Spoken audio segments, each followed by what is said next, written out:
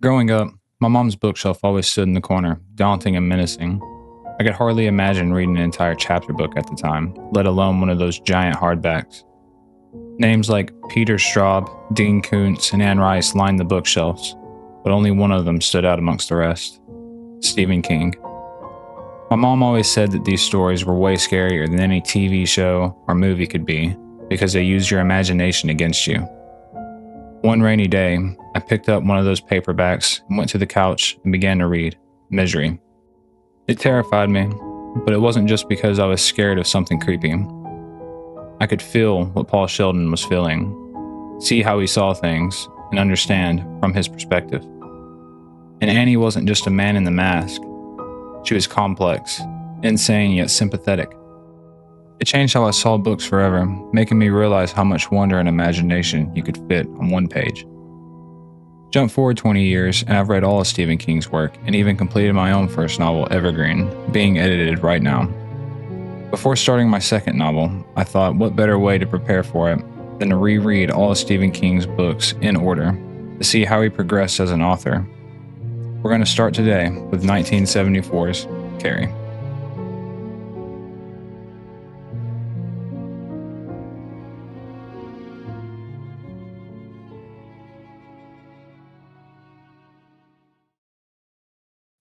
Carrie is about a young girl with a tragic life, a social pariah teenager bullied relentlessly by her peers, and a religious zealot mother who abuses her. This all comes to a head whenever she has her first period and then realizes she has telekinetic powers. Stephen King's debut novel, Carrie, takes place in the fictional town of Chamberlain, Maine. The small town is a hallmark of King's work, building off of the isolation and dread of everyday horrors. King was a teacher at Hamden Academy in Maine, making a modest $6,400 a year teaching English. A lot of his money came from his side gig, selling short stories to magazines. Sometimes his wife would joke around with him, telling him to think of a monster so they could pay the bills. He was certainly able to do that.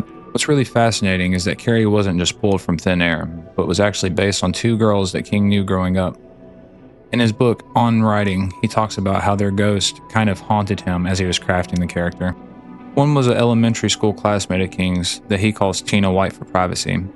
She was bullied relentlessly by everyone for being poor and wearing the same old clothes every day. Even when some of the kids got together to buy her new clothes, the bullying only got worse. The other girl, known as Sandra Irvings in retellings, lived right down the street from King and had a very religious mother. Once, whenever King was helping their family move, he saw a giant crucifix hanging above their couch. This stuck with King and inspired the setting of Carrie's home later on. Both girls were bullied for being different and tragically died young. King mashed up their isolation, religious upbringing, and cruelty from other children into Carrie, and then turned it up to 11 by making the telekinesis act like a metaphor for bottled up rage exploding out. Carrie is split up into two parts, Part 1 Bloodsport and then Part 2 Prom Night. Part 1 of Carrie is a bit clunky and on the nose at times. Right from the jump, we know that Carrie's being bullied and that she has telekinesis, and it's spelled out for us pretty plainly. Carrie had been going to school with some of them since the first grade, and this had been building since that time, building slowly and immutably in accordance to all the laws that govern human nature, building with all the steadiness of a chain reaction approaching critical mass. What none of them knew, of course, was that Carrie White was telekinetic. This is one paragraph in, and it's really not what you'd expect from a Stephen King novel. None of the slow roll, edge of your seat feel that we usually get, but more of a short story feel. The narrative bounces back and forth between linear storytelling and excerpts showing in-world documentaries and research papers. These are from a future date looking back at some mass event involving Carrie and her power. These excerpts serve as transitional scenes between chapters, but in my opinion, they break up the main narrative, and even more egregious, they spoil some of the later moments that could be more tense. The opening to the book takes place in a girl's locker room where Carrie happens to experience her first period, only she has no idea what this is. The other girls, not knowing this, throw things at her and make fun of it. At this point, Carrie begins to panic, thinking that she's dying. The gym teacher, Miss Desjordan, comes in and is so confused and frustrated with Carrie that she slaps her, but then begins to help when she realizes Carrie's ignorance of what's going on. It's here we get our first burst of telekinetic power when the lockers slam shut and the lights above burst. If the reader were told about Carrie's telekinesis in a more subtle way, this part would have landed a lot better, I think. The principal later lets her walk home, where another kid on a bike bullies her again. She unwittingly throws him off of it just by hoping he'd fall. This seems to be the first time she realizes that she has telekinetic powers, although she has suppressed memories of it. This is also the first time that we get to see how Carrie thinks and how the hazing has affected her. They all hate, and they never stop. They never get tired of it. Crash in her head with a rock, with a boulder, crash in all their heads. Good, good. Then, we get our first really scary moment of the book. Carrie gets home and confronts her mother, Margaret, about not telling her about menstruation. Margaret, thinking anything to do with sexuality is an unforgivable sin, beats Carrie and shoves her into a closet, forcing her to pray. Go to your closet, pray in secret, ask for forgiveness for your sin. I didn't sin, Mama. You sinned. You didn't tell me, and they laugh. This traumatic scene is heightened by the setting of the White House, described almost as a religious prison.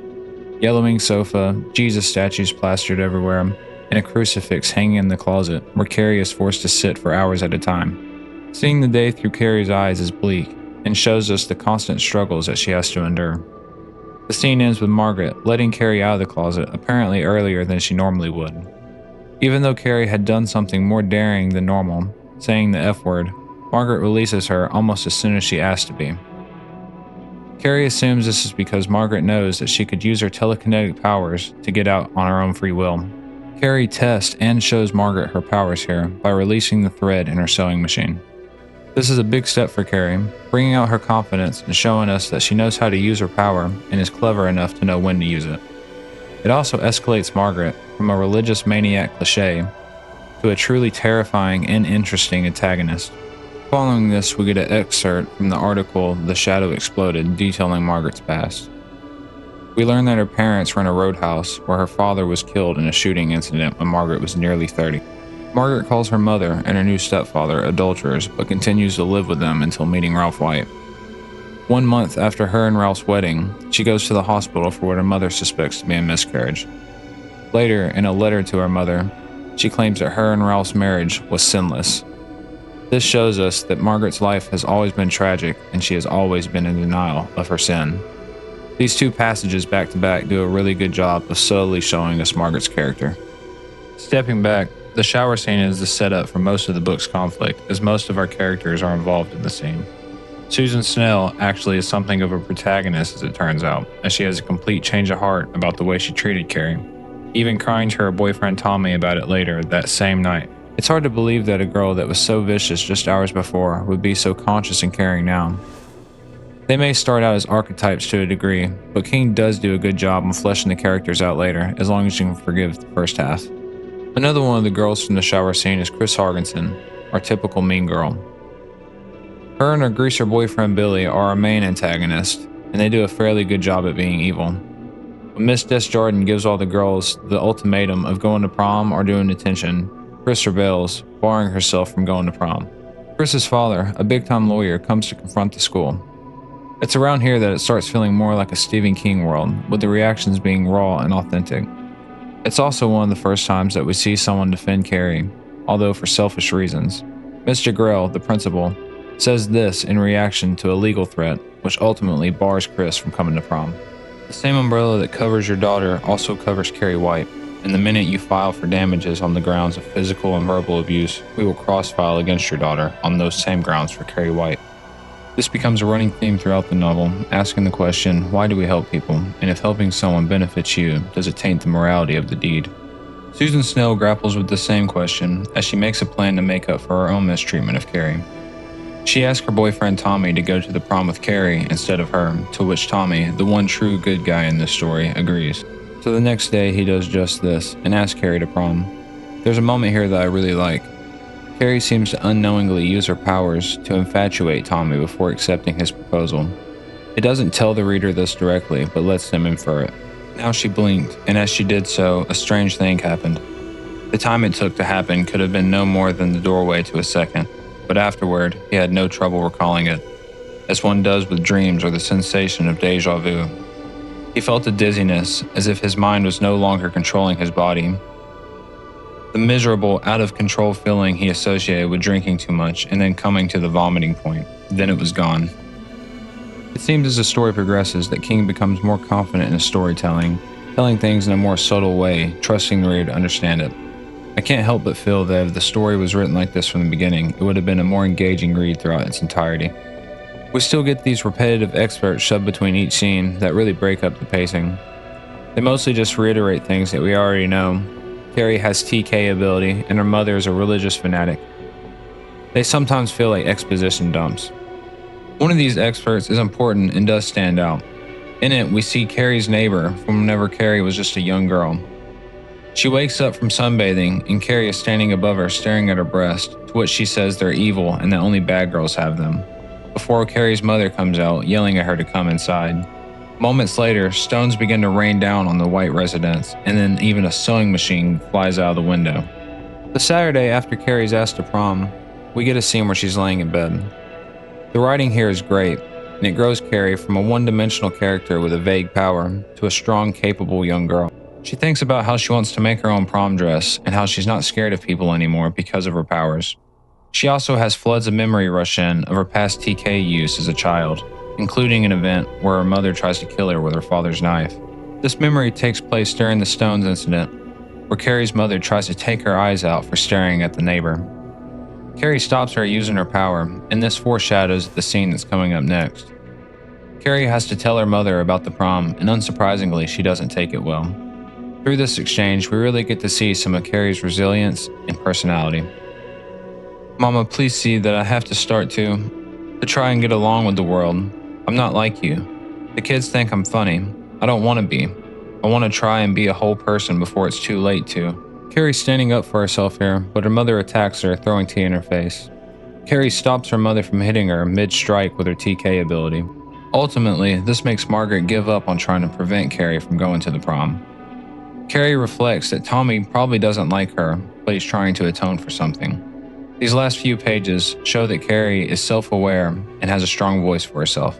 The story picks up later on Chris as she has become aware that Carrie and Tommy are going to the prom together. She gets into the office where all the plans are being held for the prom. It doesn't exactly tell us what the plan is, but we know that she gets her hands on the ballots and the floor plans. She calls her boyfriend Billy later, and he agrees to help her with her plan. Billy, our quintessential bad boy greaser, makes preparations later with his friends. King really layers the sinister on thick with Billy as he sneaks onto a farm and kills pigs while the farmer's at his mother's funeral. They collect all the pig's blood in a galvanized bucket for Chris's plan. Billy is pretty one-dimensional here and always does exactly what you think he would do. The only insight we get is his apparent devotion to Chris onto why he does anything. Unfortunately, this is one of the examples of inconsistent characters in the book, but more on that in part 2. We now have all the elements needed for the big climax, and all things considered, it's done quite well. King thrives on making these situations, converging through lines together to make an entangled web of consequences. Even here in his first outing, it's just as recognizable and as charming as ever. King must have realized this himself to a degree, because this is where part 1 ends and part 2, prom night, begins. Part 2 of Carrie is definitely the stronger half and feels more like his later work. There's still some flip-flopping and cliches, but the setup is here. No more hard work of trying to make a rational timeline, just one night of pure chaos. It starts with Carrie and Margaret having a standoff. We get a mirror to the closet scene from earlier, where Carrie uses her ability to push Margaret into her room, keeping her there while she waits on Tommy. It's a satisfying moment, not only because we get to see Margaret get a taste of her own medicine, but Carrie also gets to be herself. Carrie does her best to prepare for Tommy, even saying she would sell her soul for a mirror. A clear juxtaposition to the first half, where she wears strange clothes that cover her body. She becomes likable and relatable, making the reader want her to have the perfect night as Tommy gets there to pick her up. It was this that was missing in the first half, and I couldn't quite put my finger on it. An outsider's perspective might be that Stephen King books are filled with only horror, but they actually have some of the best feel-good moments of any book of any genre. The characters are timeless and genuine, and the moments that he makes are wholesome and nostalgic. These moments and characters are things that you think back on when horrific things happen to them, making it more than just a scare, but an epic tale. Part 1 of Carrie, Bloodsport, lacks any real feel-good energy. Carrie endures so much misery, and we don't really get to feel happy for her. All of that changes in part 2 when she has a great time with Billy at the prom and is even accepted by some of his friends. One girl tries to come bully Carrie, and she even has a witty remark and wins the exchange. Miss Desjardins comes up and has a one-on-one with Carrie, telling her that she looks beautiful and reminisces on her own prom.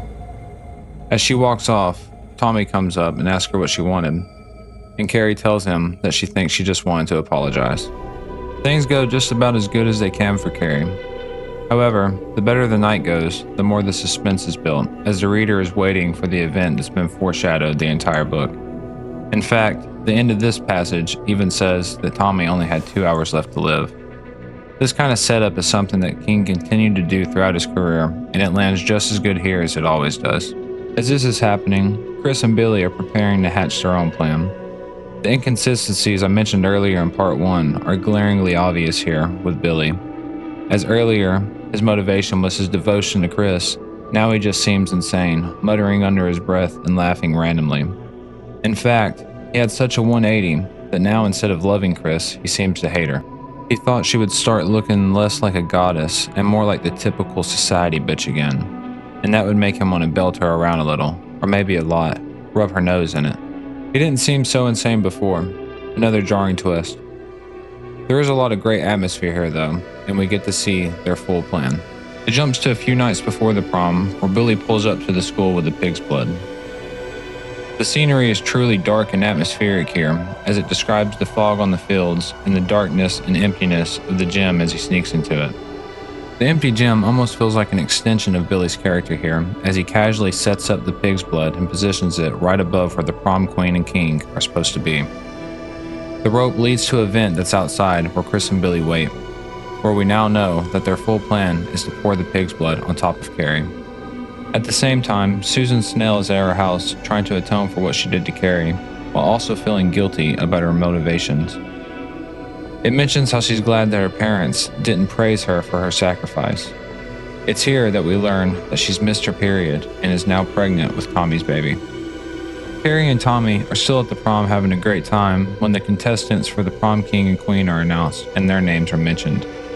Carrie gets extremely nervous here and has a TK outburst, which makes Tommy infatuated again. Of course, they win, and this is the last that we hear from Carrie for a while. From this point forward, the book reads like a true King classic, from the unique wordplay to the small town chaotic charm that lines up perfectly. We get to see what happens next and some of the aftermath through many different perspectives from people around the town. Chris and Billy hear their school song, which is their cue to pull the rope. Chris pulls it, and they hear silence, followed by laughter. Meanwhile, Margaret's at home being as psychotic as ever. It tells us here that her grandmother had the same powers as Carrie and would laugh at the dinner table while levitating objects. On the day that her grandmother died, they found Carrie in her crib levitating objects and laughing just the same. She thinks that this is a punishment for her premarital sex with Ralph and tries to kill Carrie mid-birth, but is stopped by Ralph. Then, again on the Stones incident, she tries to kill Carrie, and now she wants to finish the job. While this is happening, Susan Snell is at her house warming up some milk when she hears the town bell go off. She looks outside to see that the school is on fire, and then hears an explosion. She goes to grab her coat and leave, as she intuitively knows that Carrie is somehow connected. We then get an article that details the testimony of one of the survivors, a girl named Norma. She talks about how she saw Carrie get covered with blood initially, and then even tries to justify why everyone starts laughing. It was either laugh or cry, and who could bring themselves to cry over Carrie after all those years? Bullying Carrie was so normalized that everyone's first reaction seemed to be to laugh at her. Norma's testimony continues as she watches Miss Desjardins walk up and try to help Carrie, but is seemingly out of nowhere thrown to the wall. This is one of my favorite parts of the book. Getting this from Norma's perspective, it reads almost like a shocking event rather than just another TK incident. It lands perfectly, not over-dramatic, and it reads like it's someone whose brain is trying to rationalize it. Carrie then runs outside covered in blood, but not without being tripped first. Everyone starts to notice that Tommy's on the stage collapsed, apparently hit by the bucket. Norma then says this, and then this other thought crept in, and it was as if it wasn't my own at all. I was thinking about Carrie and about God. It was all twisted up together, and it was awful. Stella looked over at me and said, "Carrie's back," and I said, "Yes, that's right." Due to Carrie's high stress, people begin to hear her thoughts and sense her intuitively. This builds on Tommy's infatuation from earlier, only multiplied by the intensity of the situation. King gives the readers clues and hints instead of exposition dumps. Carrie does in fact come back, as Norma and her friend decide to escape. They witness the doors being shut and the sprinklers go off, as someone on the stage gets electrocuted by the stage equipment. He falls over with an amp, causing other people to be electrocuted. There's an AP News report citing that the school is on fire now, as Susan tries to get there in her mother's car. She wrecks before making it, where she runs into the sheriff before witnessing another explosion. There's a couple more excerpts that we get from here that cite what the townspeople are dealing with in testimonies. This does a really good job on fleshing out the world and gives us that small town vibe that King is really great at making. All of these testimonies come from an in-world report called the White Commission that does a deep analysis on Carrie. We get one from the town drunk who witnesses the gas pumps and the fire hydrant sabotage themselves and says that he knew it was Carrie without ever meeting her or seeing her. We get a testimony from the sheriff who tries to coordinate a response but is unprepared and overwhelmed by the chaos. We get one from a woman who sees an entire street full of people being offed by some suddenly down power lines. This is one of the most disturbing and vivid parts of the book, as it describes all the people being burnt to a crisp. The whole street was alive with electricity. People were dancing in it like bugs on a hot plate. The narrative switches back to Carrie as she is in a church praying, covered in blood still. Around the time that she took her first victim in the prom, her power became overwhelming, taking her thoughts over completely, setting her to only destroy. This feels like the inner Carrie trying to reach out and stop herself through prayer. Ultimately, she decides that part of this is God's fault and that she's going to go home and have the final stand with her mother. As Margaret waits for Carrie to arrive, the house is more atmospheric than ever. The electricity is out and the only light is coming in from outside from the fires as ambulance sirens go off in the background. Margaret is holding a knife underneath the folds of her dress. As Carrie gets closer, things start to tumble over and fall off the walls. Her description is iconic as she steps in. Her body seemed to have become twisted, shrunken, crone-like. The prom dress was in tatters and flaps, and the pig's blood had begun to clot and streak. There was a smudge of grease on her forehead, and both knees were scraped and raw-looking. Her eyes were preternaturally bright, hawk-like, but her mouth was trembling. Margaret breaks into a confession, likely the only authentic version of herself that Carrie ever sees, saying that she's ashamed of the premarital sex. This seems to break through Carrie's powerful mania for a moment, as she reflects on how her and her mother are both there to finish each other. She drops to her knees, screaming that this isn't right. Margaret doesn't back out this time, however, and plunges Ralph's knife deep into Carrie's shoulder. This sends Carrie back into her volatile state, where we get a really creative death scene. Carrie uses her power to grab Margaret's heart, squeezing it until it ultimately stops completely. Now Carrie has enacted revenge on nearly everyone and then some, but there's one loose end that the readers have been waiting to get cut. Chris and Billy are at a roadhouse that they went to directly after dumping the pig's blood. We get a violent essay scene where Billy first beats Chris and then commits the act. Later, while they're asleep, one of Billy's friends comes to the door to tell them that the town is apparently on fire and that Carrie White is responsible. As the friend leaves, Chris begins to panic. Billy says that he was the only one that wore gloves, virtually framing his friends, and then says that he's going to flee to California. Let's get a comprehensive list of all the bad things that this guy has done in this book. He runs over dogs for therapy. He kills a farmer's pigs while the farmer is at his mother's funeral. He sets the pig's blood rig up over Carrie, essay and beats Chris, then frames his friends for murder. Billy and Chris are then inside of Billy's car, about to leave, whenever Chris looks through the windshield and screams. They both look and see that Carrie is standing a distance in front of the car. Billy, after hearing Carrie's thoughts in his head, tries to hit her with his car. Carrie, using so much of her power that it nearly makes her heart explode, takes control of the car with her mind and flips it, resulting in this. Billy was thrown forward and the steering column speared him. Chris was thrown into the dashboard, the gas tank split open, and fuel began to puddle around the rear of the car. Part of one straight pipe fell into it and the gas bloomed into flame. This amount of power usage, on top of the knife still stuck in her shoulder, causes Carrie to collapse to the ground, dying. She calls out for her mother, screaming how sorry she is. As she lay there dying, she yearns for normalcy, and we can once again feel for Carrie. We pick back up with Susan Snell as she is standing with the sheriff miles away, but hears Carrie in her head. She's able to intuitively pick up where Carrie is and follow her senses to her, eventually finding her path of blood. Carrie's laying on her stomach when Susan comes up, so Susan flips her over and they speak telepathically. Carrie asks Susan why they couldn't just leave her alone and confesses to her about how she killed her mother and expresses her regret. Susan tells Carrie to look deep within her thoughts and see that she never wanted to hurt Carrie. Carrie does this, and she looks and finds that while Susan does find her strange, that she doesn't hate her and didn't mean any harm by what she had done. It's here that we get probably the strongest point of the book, and in my opinion, one of the best endings of all King's work. Sue tried to pull away, to disengage her mind, to allow Carrie to at least the privacy of her dying, and was unable to. She felt that she was dying herself, and did not want to see this preview of her own eventual end. Susan does experience this, however, as Carrie dies scared and confused, calling within her head to her mother. Not only does this have deep emotional effects on Susan, but also physical, as the telekinetic strain causes her to have a miscarriage. This is a brutal resolution to Susan and Carrie's story together, starting with Carrie's period and ending with Susan's miscarriage, acting as a severing of all ties to her past life. Dark as it may be, it is closure. There is a part 3 called Wreckage. Though it is very short, it gives us insight on how Chamberlain, Maine dealt with the aftermath of what happened on prom night. There are multiple reports. One says that there are 440 plus people that died, most of which being in the fire. Another says how the factories struggle to find workers and are in danger of closing. Susan Snell talks about releasing her book, most of which we hear throughout the book itself, and how she wants to escape the public whenever she has the money. We also learn that Miss Desjardins survived the night and then promptly resigned, which is a nice touch.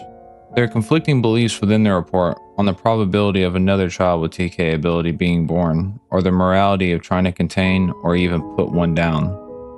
The story ends on a letter to a woman in Maine from someone in Tennessee, talking about how their child, Annie, has strange powers. There are a lot of great themes and moments in Carrie, especially for it being King's debut novel. It started out as a short story, which is what King knew. Quick plot, fast pace, easy to understand characters, which is what works great for short stories. Close to halfway through Carrie, however, it turned into a novel. The characters changed and the world expanded, leaving the beginning noticeably more shallow, though it's still more than passable, and sets up the story quite well. In its entirety, it's a classic tale of revenge, wrapped with everything that we've come to love about a Stephen King novel. I give Carrie 3 out of 5 stars. A great start to my retrospective and an amazing start to King's career.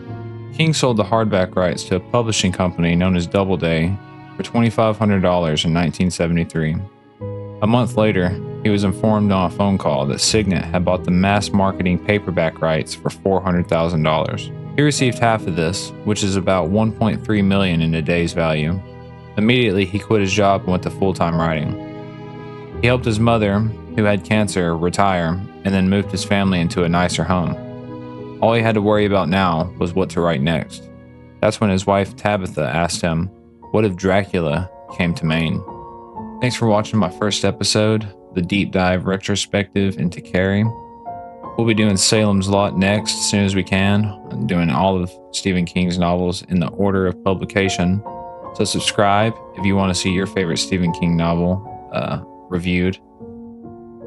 I really enjoyed making it, and there's a lot of hard work.